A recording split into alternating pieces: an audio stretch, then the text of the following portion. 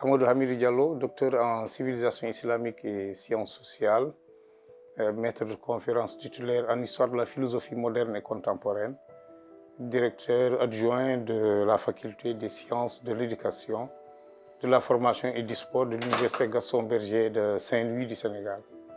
Je suis particulièrement fasciné par la trajectoire qu'a subie l'islam au sein du continent africain. Je m'intéresse donc à la façon dont l'islam a transformé les sociétés africaines, mais surtout la façon dont les sociétés africaines ont aussi transformé l'islam. Je pense que quand on suit ce parcours, on a comme l'impression que nos chercheurs ont omis l'essentiel. On a beaucoup entendu d'un islam noir, mais le concept d'islam noir qui a été galvaudé par nos chercheurs en islam cherche à se focaliser beaucoup plus sur la façon dont les sociétés africaines traditionnelles ont transformé l'islam. Et ils ont oublié de se focaliser sur la façon dont l'islam, en retour, a transformé, a bouleversé, a changé les cultures africaines. Et dans le contexte, je m'intéresse particulièrement à la société Peul, parce que c'est dans le langage, dans le vécu quotidien, dans le mode de vie et dans leur civilisation que les Africains en général ont été transformés par l'entrée de l'islam. Il serait imprudent, dans un premier moment, de croire que l'islam n'est entré aux portes de l'Afrique noire qu'à partir du XIe siècle. C'est omettre la première hijra, c'est-à-dire la première migration, et mentionner au passage que l'islam est entré sur le continent noir avant qu'il n'entre à Médine. Parce que l'islam n'est entré à Médine qu'en 622 lors de la deuxième hijra, de la seconde migration. Mais il y a eu une première migration d'une délégation qui a été dirigée par Ja'far à l'endroit de l'Abyssinie. Donc tout ce qui tourne autour du Soudan, de l'Éthiopie, ils ont été voir Najashi, le Négus.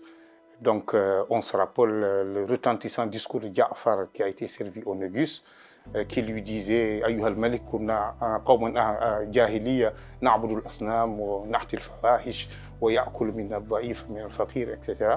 On connaît ce retentissant discours qui a transformé donc dès le VIe siècle la société africaine. Ce que cet islam-là est devenu sur le continent noir, on n'en a pas fait allusion.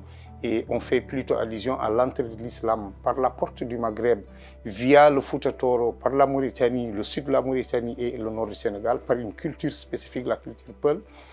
Et on croit que l'islam est entré sur le continent noir à partir du XIe siècle. Donc on oublie que l'islam est entré chez les Noirs bien avant qu'il n'entre à Médine. Ça, c'est le premier élément de mon intervention. Le deuxième élément de mon intervention, c'est la façon non pas dont l'islam a été transformé une fois au contact des cultures africaines, mais la façon dont l'islam a transformé en retour les cultures africaines.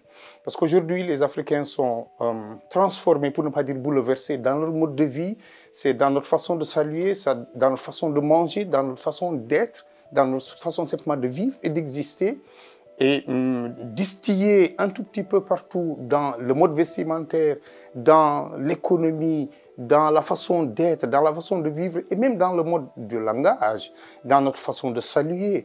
Je vous rappelle par exemple que, donner l'exemple dans la culture Peul de ce qu'on appelle l'Aïd, c'est-à-dire la fête. Les deux fêtes, les grandes fêtes musulmanes, les Peuls l'appellent la prière. Donc, ils appellent ça Julde, c'est-à-dire la prière. Donc, ils assimilent cette fête-là à la prière du matin. Cela signifie que dans le mode de langage des cultures africaines, l'islam a profondément bouleversé nos traditions. Et le troisième élément de mon intervention concerne la façon dont cela se transforme. Qu'est-ce que cette religion-là est devenue in fine? Et comment, désormais, il y a eu une fusion entre cette religion et les modes de tradition. Et je crois en ressort et en définitive que la solution proviendrait de l'approche du premier président de la République du Ghana, Kwame Nkrumah, philosophe au passage, apprenti de la philosophie, qui parlait du concept de consciencisme, c'est-à-dire d'une sorte d'éclatement, de bouleversement, de transformation de la conscience africaine au contact de trois sortes de traditions. Il parle de tradition africaine, il parle de culture arabo-musulmane et de culture chrétienne. Il croit donc qu'au contact de ces trois cultures-là, la conscience africaine se transforme en ce qu'il appelle consciencisme. C'est-à-dire la prise de conscience que nous sommes partagés entre ces trois formes de culture. Il faudra donc désormais procéder à une certaine forme de synthèse entre ce que nous avons reçu de l'arabité, ce que nous avons reçu de l'islam, ce que nous avons reçu de la civilisation arabo-musulmane, une synthèse également de ce que nous avons reçu des cultures chrétiennes occidentales, de la civilisation occidentale chrétienne, et de l'apport de nos propres traditions. Donc la véritable synthèse, c'est ce que finalement Kwame Nkrumah appelle consciencisme. Et donc pour dire quoi? Pour dire que finalement nous sommes éclatés entre des cultures diverses. L'intelligence serait non pas de perdre un des éléments, tous les éléments sont riches, parce que quand vous allez dans un pays comme le Sénégal, vous avez comme l'impression que les gens vivent de la manière la plus forte ensemble, en sorte de symbiose, et les cultures traditionnelles africaines, et la culture occidentale chrétienne, et la culture musulmane. Donc finalement, ça se passe dans un tour imbriqué, où la véritable victoire s'apporte véritablement dans la richesse. Voilà la raison pour laquelle j'aimerais intervenir sur ce propos-là, plus l'objet de notre rencontre aujourd'hui à Rabat, où il sera question de penser l'islam depuis l'Afrique. Et donc les penseurs africains que nous sommes, de l'islam en tout cas, devront apporter notre touche à l'édification de la construction de ce que nous appelons la civilisation de l'universel.